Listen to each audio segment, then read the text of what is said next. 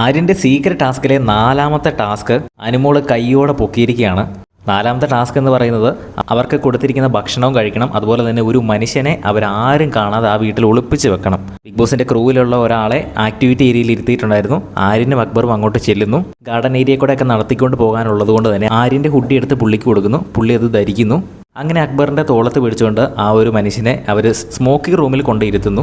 അങ്ങനെ ഒരു ടാസ്ക് ഒക്കെ കംപ്ലീറ്റ് ആക്കി എന്ന് വിചാരിച്ചിരിക്കുന്ന ടൈമിലാണ് അക്ബറിൻ്റെ അടുത്ത് ആ ഒരു സ്മോക്കിംഗ് റൂമിൽ ഇരിക്കുന്ന ആ ഒരു പുള്ളി പറയുന്നത് അവിടെ കംഫർട്ടബിൾ അല്ല, എനിക്ക് വേറെ സ്ഥലത്തേക്ക് മാറിയിരിക്കണമെന്ന് പറയുന്നു. മാത്രമല്ല ബിഗ് ബോസ് ആര്യനെ ഫോണിൽ വിളിച്ച് പറയുന്നുണ്ട് ഒരു സ്ഥലത്ത് തന്നെ അയാളെ ഇരുത്താൻ പറ്റത്തില്ല, വേറെ സ്ഥലം മാറ്റിക്കൊണ്ടിരിക്കണമെന്ന് പറയുന്നു. അങ്ങനെ രണ്ടാമതായിട്ട് അക്ബറിൻ്റെ ബുദ്ധിയിൽ നേരെ ബാത്റൂമിൻ്റെ അകത്ത് ആ പുള്ളിനെ കയറ്റിയിരുത്തുന്നുണ്ട്. അങ്ങനെ കയറ്റിയിരുത്തി തൊട്ടടുത്ത നിമിഷം തന്നെ വാഷ്റൂം ഏരിയയിലൂടെ അനുമോൾ വരുന്നുണ്ട്. അനുമോൾക്ക് എന്തോ ഒരു ഡൗട്ട് അടിച്ചു. അയാൾ കയറിയിരിക്കുന്ന ബാത്റൂമിൻ്റെ ഡോറിൽ അനുമോൾ കുറേ തവണ തട്ടി നോക്കി, പക്ഷേ ഒന്നും മിണ്ടുന്നില്ല. അപ്പോൾ ഒന്നും മിണ്ടാത്തപ്പം അനുമോൾക്ക് നല്ല രീതിയിൽ ഡൗട്ടായി. കാരണം ആരെങ്കിലും ഉണ്ടെങ്കിലൊക്കെ പറഞ്ഞാൽ പോരെ, വീട്ടിൽ ആരെങ്കിലും മത്സരാർത്ഥികളാണെങ്കിൽ.